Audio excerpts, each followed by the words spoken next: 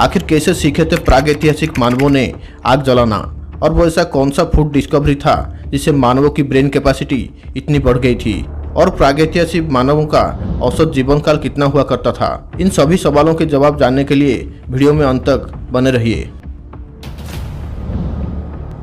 Number 5, प्रागैतिहासिक मानवों का औसत जीवन काल कितना हुआ करता था। इसमें कोई शक नहीं है कि आधुनिक चिकित्सा और न्यूट्रिशन के कारण हम मानव इतिहास में किसी भी समय की तुलना में लंबे जीवन का आनंद ले रहे हैं। लेकिन लाखों साल पूर्व प्रागैतिहासिक काल में मानव इतना विकसित नहीं हुआ था और उसका जीवन अत्यधिक संकटग्रस्त हुआ करता था। शुरुआती इंसान ना ही ज़्यादातर पैदल चलते थे और ना ही उनके पास अन्य शिकारियों की तुलना में कोई प्राकृतिक हथियार थे, इसलिए वो ज़्यादातर पेड़ों के ऊपर ही छिपे हुए रहते थे। विभिन्न होमोजेनस समूहों की एक विस्तृत श्रृंखला को कवर करते हुए प्रागैतिहासिक मानव सबसे कठिन समय से जीवित रहने में सक्षम थे।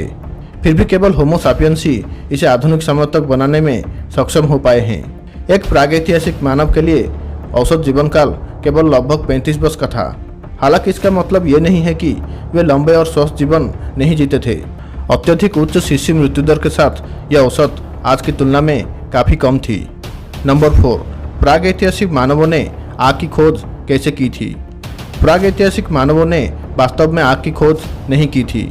इसके बजाय हमारे पिछले होमिनिड रिश्तेदार थे जिन्होंने संभवतः एक नियंत्रित ज्वाला उत्पन्न करने का सही तरीका खोजा था।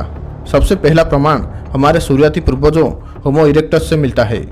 सीधे चलने और औजारों का उपयोग करने वाले पहले होमिनिड के रूप में सबूत बताते हैं कि होमो इरेक्टस मास्टर ऑफ फायर की प्रतिष्ठित उपाधि का दावा करने वाले भी पहले व्यक्ति थे। अफ्रीका में सबसे पहले खोजे गए आग के गड्ढे पाए गए हैं और वो लगभग 2 मिलियन वर्ष पुराने हैं। नंबर 3, प्रागैतिहासिक मानव स्कैवेंजर क्यों बने।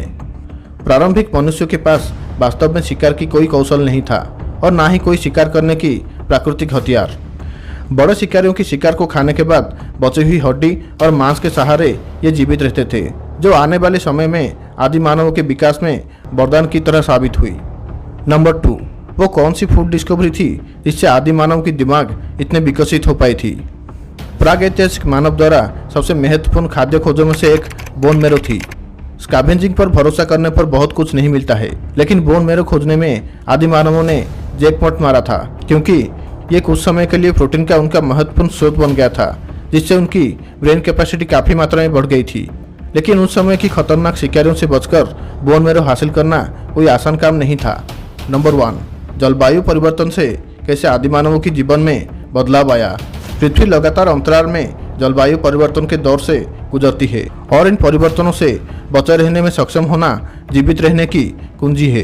प्रागैतिहासिक मानव इसके बारे में अच्छी तरह से जानते थे और जीवाश्म रिकॉर्ड बताते हैं कि जब भी जलवायु में परिवर्तन होता था तो बदलावों की तैयारी के लिए आदि मानवों ने नई तकनीकों का विकास किए थे, जिससे उनके जीवन में भी काफ़ी बदलाव और विकास हुआ था। तो दोस्तों, वीडियो कैसी लगी हमें कमेंट्स में ज़रूर बताएं और ऐसे ही नॉलेजेबल वीडियोस के लिए चैनल को सब्सक्राइब जरूर करें।